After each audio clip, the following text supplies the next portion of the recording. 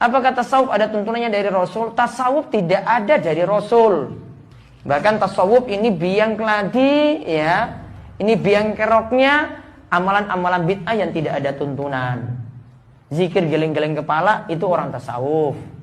Ya, zikir itu sampai bilangan 1000, 10.000, 100.000. Ya nanti lafaznya bisa berubah. Yang dulu saya katakan baca la ilallah akhirnya jadi ilaha atau jadi hu itu dari tasawuf. Karena dia pakai target bilangannya tinggi. Makanya ajaran yang sering menambah-nambah ini tasawufnya sering menambah-nambah, sehingga tasawuf itu bukan dari Nabi, bukan dari sahabat, bukan dari ulama mazhab. Tasawuf itu ajaran baru. Nggak ada tarekat, syariat, hakikat, ma'rifat. Maka kata para ulama dalam tasawuf itu awalnya bid'ah dan akhirnya zindiq. Awalnya bid'ah karena Nabi nggak contohkan sesuatu yang baru dalam agama, akhirnya zindiq. Karena ketika dia sudah membagi menjadi 4 golongan itu, 4 tingkatan, nanti kalau sudah sampai kepada hakikat ma'rifat, kata mereka sudah nggak ada beban syariat lagi. Sudah nggak wajib sholat, nggak wajib puasa. Apa benar begitu dalam Islam? Nggak benar. Sekarang orang yang paling mulia dari seluruh manusia siapa? Rasulullah Sallallahu Alaihi Wasallam. Nabi tetap sholat sampai akhir hayatnya.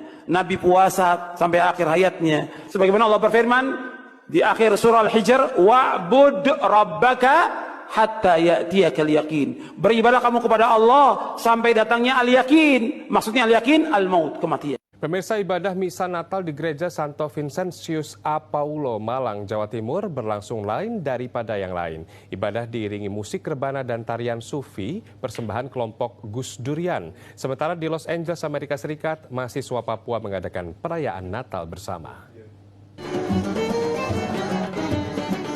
Berbeda dengan perayaan Natal pada umumnya, misa Natal di Gereja Santo Vincentius a Paulo, Malang, Jawa Timur semarak diiringi dengan alunan musik rebana dan tarian sufi.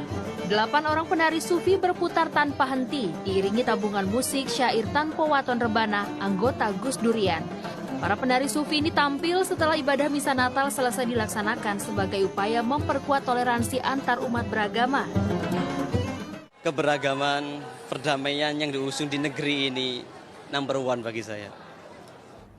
Maka Imam Syafi'i ketika melihat para pelaku tasawuf, tahu para sufi, orang-orang menjalani kehidupan tasawuf, kata Imam Syafi'i apa? Aku tidak dapati pada ajaran tasawuf melainkan campuran antara agama Yahudi, Nasrani dan paganis. Dan siapa yang belajar tasawuf di pagi hari, siangnya pasti jadi orang dungu. Pada athar yang lain Imam Syafi'i mengatakan tasawuf itu awalnya dari orang-orang zindik, yang orang luar yang datang hendak merusak Islam. Jadi zindik itu orang yang pura-pura masuk Islam tetapi tujuannya hendak merusak Islam. Zindik namanya.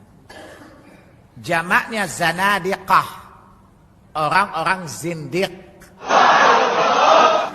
Rocking back and forth, whether when remembering Allah or when reciting the Quran, you see go in the Quran, you see him, reading the Quran like this. Now you know who initiated this? The Jews. Go to the internet and watch the Jews how they read their Torah before the wall in Jerusalem. They go like this. It's not from the Sunnah of the Messenger of Allah Sallallahu Alaihi Wasallam. Very common among the Sufis.